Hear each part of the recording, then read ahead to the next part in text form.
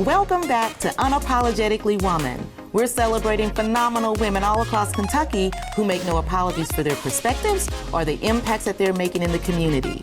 Today we're celebrating Lori Clemons. Lori is the Executive Director for Arbor Youth Services, where she works to end youth homelessness in Lexington.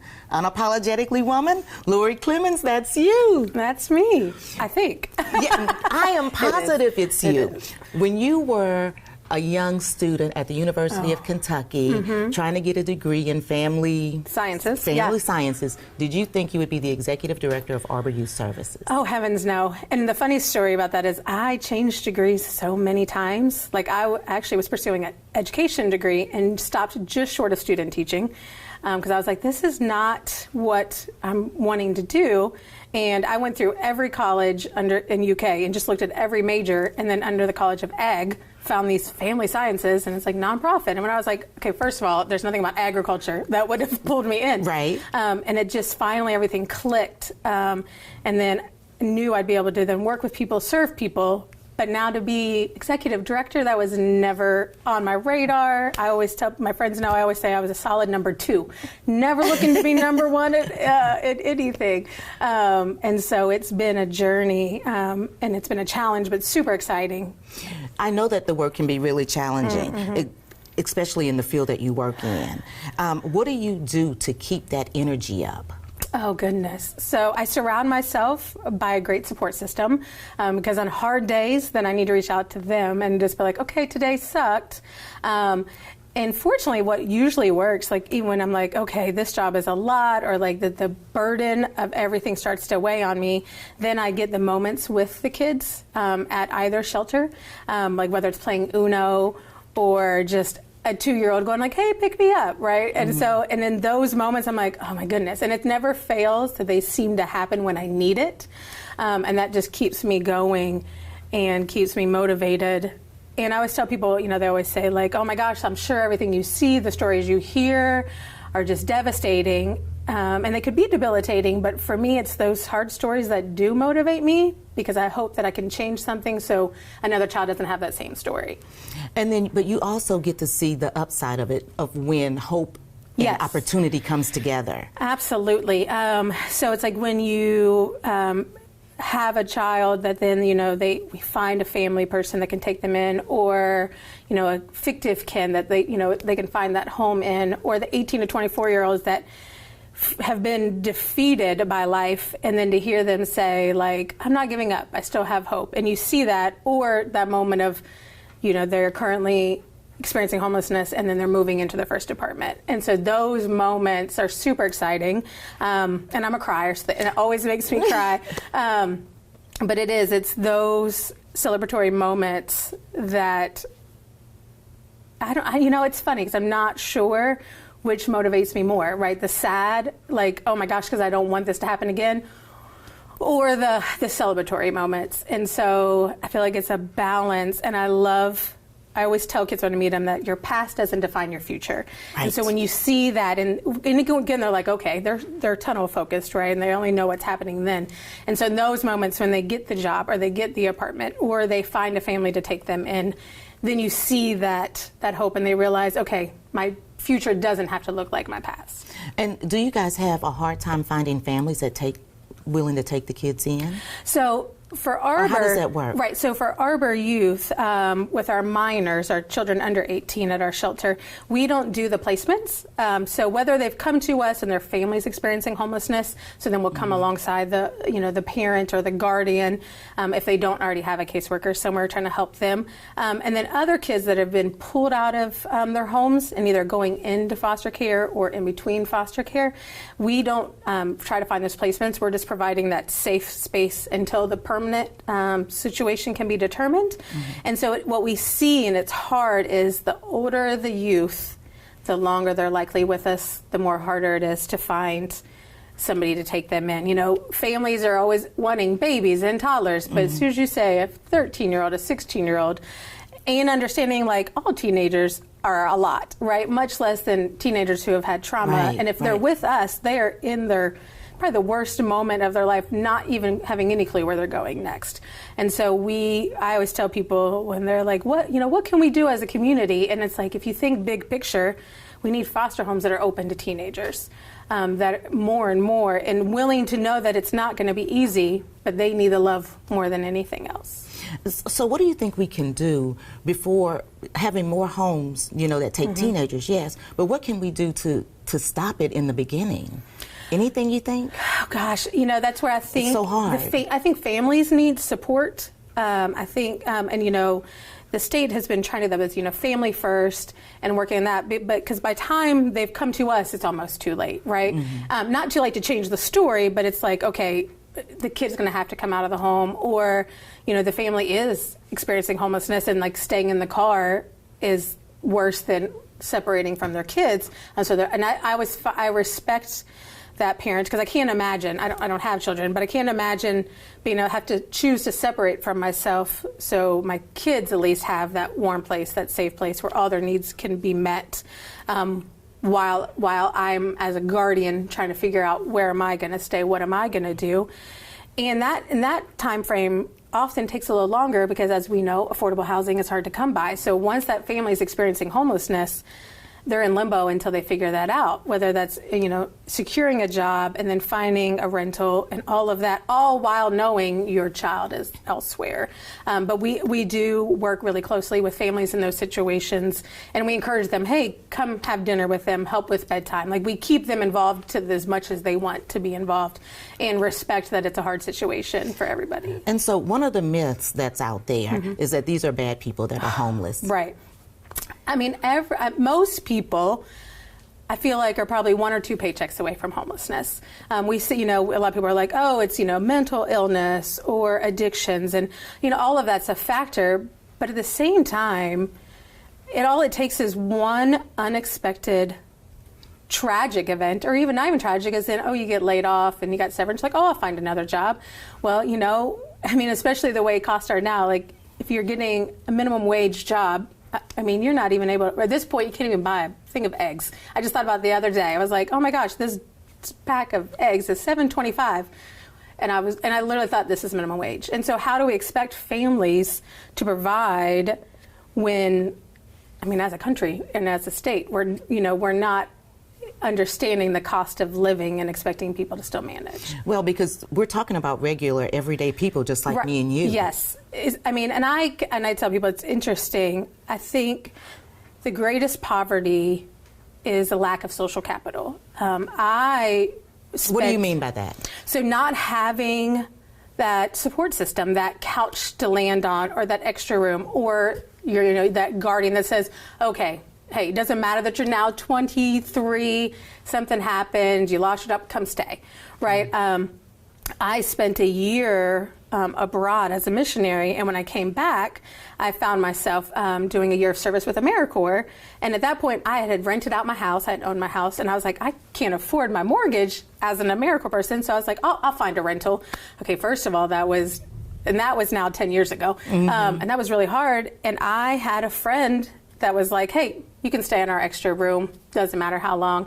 And I remember thinking, like, as I met with, that was my first year then working directly with adults experiencing homelessness, and as I'm talking, and I realized that that's what it is. They're in front of me needing help because they don't have anybody that can or is willing to help. And it's a tough situation, because some people are struggling and they know, if I bring you in, I can't even feed my own self, much less bring you in. Right. But that's when the kids come to us, especially the 18 to 24-year-olds, we realize if they are on our doorstep and they're needing our help, they don't have any support system. And I think that's where that poverty is. It's not having that person that's there to support you in the hardest moment. So now you're relying on strangers. And then that's where your passion comes from. But what inspired you to go into this line of work? Oh, goodness. Well, I had always, ever since I was a kid, I served alongside my mom in some ministries that served homelessness, soup kitchens, and then, always donating items. And as a kid, not understanding anything other than these people need help. And they were just other people to me. And so I loved serving. And that just stayed with me. And as a Christian, I've always felt called just to serve others. And I always had a passion for kids. And I always told myself, I will be a teacher. I knew it at like 12. I'm going to be a teacher. And I realized when I was, pursuing the education degree, I was like, the impact I wanted to make on kids, I wasn't going to be able to do in the classroom. Teachers make a huge impact, but, I needed that. I want that one-on-one, that relationship. And so when I then served abroad for a year as a missionary, I worked. Where were you abroad? Oh gosh, I actually I was in 11 different countries. Okay. We went through Europe, Asia, and Africa, a different country every month, and did a little bit of everything from manual labor to being at an orphanage to my very final month, I was at a soup kitchen. And it was just like, it almost just confirmed. I'm like, this is really what I do. I'd already finished my degree, and then I left. And so when I saw a position with the Lexington Rescue Mission, I hadn't even heard of AmeriCorps, but I was like, well, crud, I just spent a whole year with no income, so I can do this for $12,000, whatever it was, for a year. And it just felt, I just knew that's where I was supposed to be.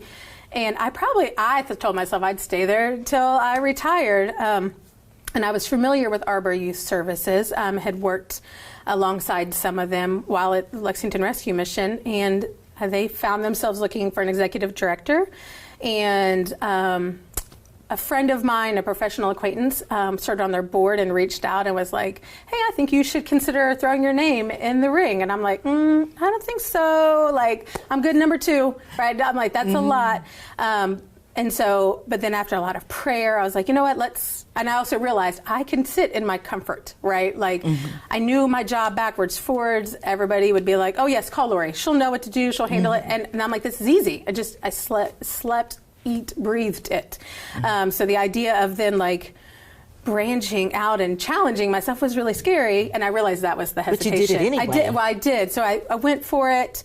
And after the first interview, I knew, I was like, I want this. Like, I really want it. If it's offered, I'm taking it. Doesn't matter how scary it is. I really felt that. And so for me, I realized it was the marrying of my passions, youth and homelessness.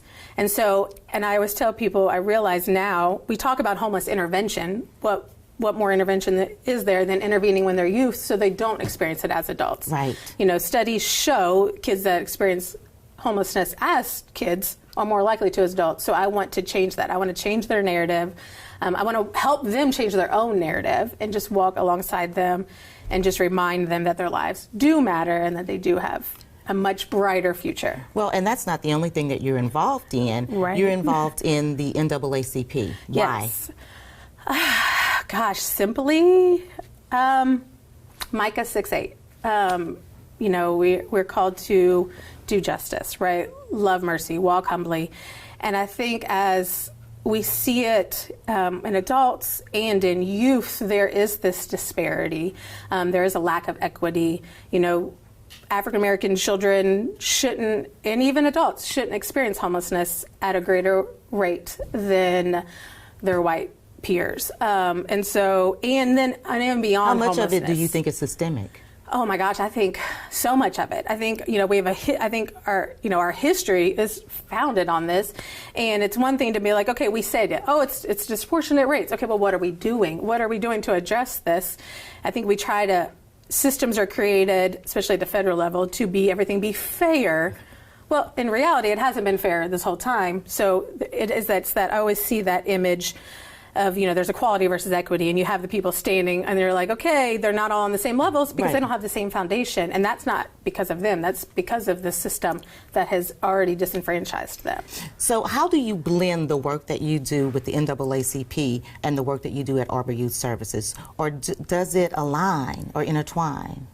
It doesn't really at this point. I got involved. Yeah, I don't know. Well, how does your work, because you also sit on the board at the Lexington Ballet. Yes. So you do quite a bit of stuff, different things. So with the ballet, as it's interesting because I'm not necessarily crazy involved in the art scene. And when they reached out and said, just think about it, I was like, okay, I looked into it and, and for me it was, they always partnered well with Arbor, like, hey, we have tickets for this show if you want to bring any kids. And so I thought to be able to be that voice, also to realize there are a lot of little girls and boys that maybe want to get into ballet and their family can't afford it. And so I thought, how do I get into this, support their school and the company, but also trying to advocate for all those other little girls and boys that would desire that. And for me, it was a tiny little thing of this memory of every Christmas. My mom, when I was a kid, I don't know how many years we did this, we always went to the Nutcracker in Cincinnati. And I lived up there. And so that was a thing where I loved that moment as a kid. I remember taking my best friend when I was in middle school, and she had never been to a ballet ever, never anything kind of arts thing, and just her loving it as much as I loved it. And so when they reached out about the Lexington Ballet, all of that came back. And I was like, oh gosh, like, yes, I would love to do this. It was time for you to get outside of that comfort zone again. It is. Like, I tend to be very tunnel vision, where I'm like, okay, homelessness, injustice. And I was like, Lexington Ballet. But it was like, wait a minute, this still falls in. And having an appreciation for the arts, I was like, this can grow me even more so. Well, you certainly have appreciation for the arts because you wear a crown, I hear. I do wear a crown. Tell me about that. So funny. I was encouraged to participate in a drag show competition performance. I have several friends that are drag queens, and I adore them. And like, we're going to get you to do this. And I was like, you are crazy. I don't even karaoke. Like, I don't. I'm not good about making a fool of myself in front of people. I can't let go. And but it was serving as a fundraiser to raise funds for trans kids to go to summer camp that would be inclusive and welcoming and affirming. And so they knew, and so even as I talk about it, I was like, oh gosh, I'm going to have to do this. I was like, I want these kids. Did you get all made up, wigs? Yeah. So yes, everything. They partnered. They set me up with a professional drag queen, and they do the whole makeover. And did you recognize yourself? No, definitely not. But it was fantastic, and I happened to win, and it really comes down to I had a great support in the audience because all of my friends came out. Were they all hooping and hollering for you? And they're the loudest, and they're tipping because they know, right, like what this is for. And of course, I cried on stage when I talked about why I was doing it. But it was so fun. And so, yes, I actually won. I was Inner Diva. And technically, that's always been Inner Diva. Inner Diva, you're right.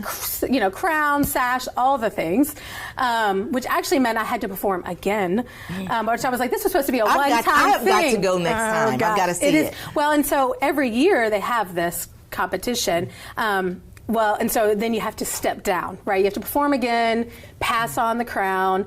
Well, then COVID happened. And literally, it was like I was supposed to do that, and then the week before, it was like when everything shut down. And so, and it hasn't been picked back up. So technically, I'm still the reigning Inner Diva. And I joke with my friends because my drag name was Lucy Lemons. Oh. And they're like, when's she going to come back? I was like, oh, COVID got her. She's gone. I don't know. I think she's got one more act in her. Oh, I don't know. Possibly. But it was fun. And it's just, and again, we have a great drag scene here in Lexington. And I say that it's not as even the entertaining factor, is they're so about serving the community, raising funds. They just did, a group of them just did a bachelor auction for Arbor and raised like $7,000 for kids. I'm like, and this is just people coming out, right? And so it's just a simple thing, and then they dedicate their time to raise for a lot of nonprofits. And I'm just blessed that I fell into that circle and found that support, and that they have just adopted Arbor as much as I have. That is wonderful. Listen, when you're on the stage, I'll get you. No, I'll get you to do it. I think that's, Yeah, I want to watch. I'm not. No, I said the same thing, but, if it's for Community Action Council, how would you not do it? See? Oh, see. That's what they did to me, right? Ouch. See, it's hard. Ouch. But it's fun. Do you karaoke, though? Never. Okay, see, I never had. So, well, see, and I did it, and it was fun. But it is an experience. Well, I want to go and see next time.